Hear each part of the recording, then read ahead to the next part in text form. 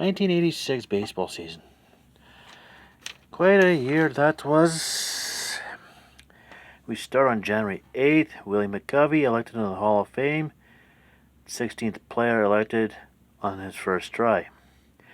Billy Williams is 4 votes short of an election, of being elected. So McCovey was the only player elected by the Baseball Writers Association. Okay, March 10th, Ernie Lombardi and Bobby Doerr elected by the Special Veterans Committee. March 13th, the father and son combination of Hal and Brian McKay appear in a preseason game. April 8th, Lou Piniella makes his managerial debut for the Yankees, winning 4-2 over the team he played for from 69 to 73, the Kansas City Royals. April 29th, Roger Clemens, the first pitcher to strike out 20 batters in a game, as he struck out 20 Seattle batters. Naturally, I think Boston won that game.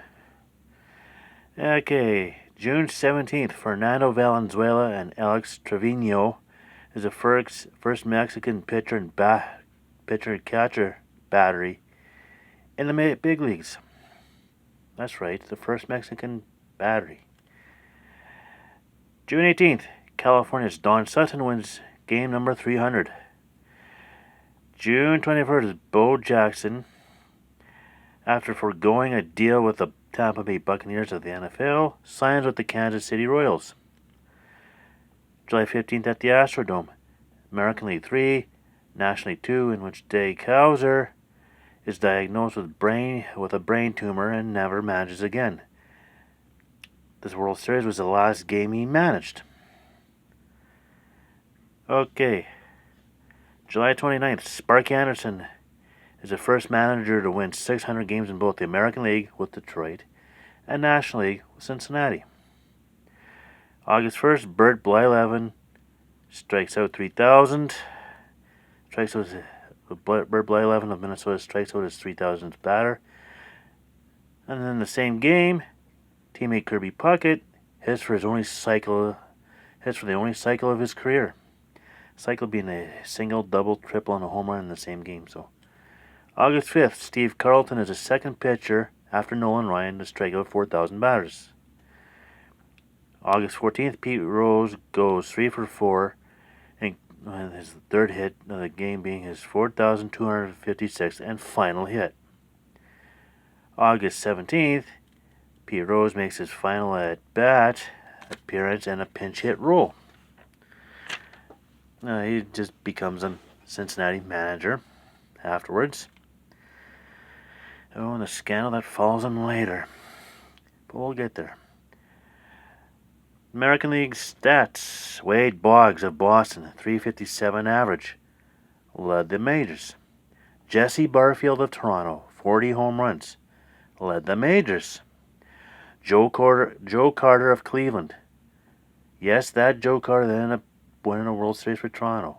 That Joe Carter, 121 RBIs, led the majors.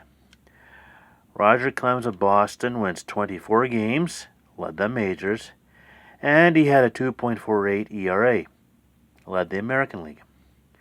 Mark Langston of Seattle, 245 strikeouts, led the American League. National League, Tim Raines of Montreal, 334 average. Obviously, that led the National League. Mike Schmidt of Philadelphia had 37 home runs and 119 RBIs. Both led the National League. Fernando Valenzuela is the first Mexican to win 20 games when he won 21 for the Dodgers. Led the National League, by the way.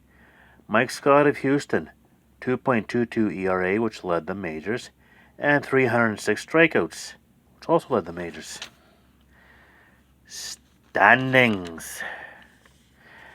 Boston goes 95-66, takes the American League East. Yankees go 90-72, 5.5 back. Detroit goes 87-75, 8.5 back. Toronto goes 86-76, 9.5 back. Cleveland goes 84-78, 11.5 back. Milwaukee goes 77 and 84, 18 back. Baltimore goes 73 and 89, 22.5 back. American League West. California Angels take the division, 92 and 70. Texas goes 87 and 75, 5 back. Kansas City and Oakland go 76 and 86, 16 back. Yeah, that's right, 16. Chicago goes 72 and 90, 20 back. Minnesota goes 71 and 91, 21 back. And Seattle goes 67 and 95, 25 back. National League East. New York Mets take the National League Eastern Division convincingly. They go 108 and 54. Second place Philadelphia went 86 and 75, 21.5 back. Convincing. St. Louis goes 79 and 82, 28.5 back. Montreal goes 78 and 83, 29.5 back. Chicago goes 70 and 90, that's Chicago, 37 back. And Pittsburgh goes 64 and 98, 44 back. National League West. Houston takes the division, 96 and 66. Cincinnati goes 86 and 76, 10 back. San Francisco goes 83 and 79, 13 back. San Diego goes 74 and 88, 22 back. Los Angeles goes 73 and 89, 23 back. And Atlanta goes 72 and 89, 23.5 back. And we're off to the American League Championship Series between California and Boston. Boston's home games are at Fenway Park, and California's home games are at Anaheim Stadium. And game 1, October 7th in Boston. Angels 8, Boston 1. Game 2, October 8th in Boston. Red Sox 9, Angels 2. Game 3 on October 10th in California. Angels 5, Boston 3. Game 4, October 11th in California. Angels 4, Boston 3 in 11 innings. Game 5, October 12th in California. Red Sox 7, Angels 6 in 11, in which Donnie Moore gives up a 2-run home run. What was it? No, the thing is Dave Henderson? No. Yeah, I forget the batter's name. Donnie Moore gives up the eventual game-winning home run. Game 6 in Boston, October 14th. Red Sox 10, Angels 4. And Game 7, October 15th in Boston. Red Sox 8, Angels 1. Second year in a row in ALCS had a team win the American League Championship Series after being 3-1 down. Check yesterday's video. And now we go to the National League. Game 1, October. Houston's home games are at the Astrodome, and Mets' home games are at Shea Stadium. So we go Game 1 on October 8th in Houston. Astros 1, Mets nothing. Game 2 on October 9th in Houston. Mets 5, Houston 1. Game 3 on October 11th in New York. Mets 6, Houston 5. Game 4 October 12th in New York. Houston 3, Mets 1. I think that's 2-2. Game 5 on October 14th in New York. Mets 2, Astros 1 in 10 innings. And Game 6, October 15th in Houston. Mets 7, Houston 6 in 16 innings. At that time, it was the longest, I think it was the longest postseason game as well as the League Championship Series game. At that time. Now we go to the World Series. I think it was Dave Henderson that hit that home run off of Donnie Moore. I'm pretty sure it was Dave Henderson. Anyways, Game 1, October 18th in New York. Red Sox 1, Mets nothing. Game 2, October 19th in New York. Red Sox 9, Mets 3. Game 3 in New York. No, Game 3 on October 21st in Boston. Mets 7, Red Sox 1. Now it's 2-1 Boston. Game 4, October 22nd in Boston. Mets 6, Boston 2, 2-2. Game 5, October 23rd in Boston. Red Sox 4, Mets 2. Red Sox have a chance to win their first World Series since 1918. Can they do it? Game 6, October 25th. They go into the 10th inning tied at 3. Red Sox, well, Dave Henderson hits a home run to lead it off, and they tack on another one. It's 5-3 Boston going to the bottom of the 10th. After 2 outs, they get 2 quick outs. It was Gary Carter down his last strike, base it. Kevin Mitchell comes up. I think he's down to his last strike, base it.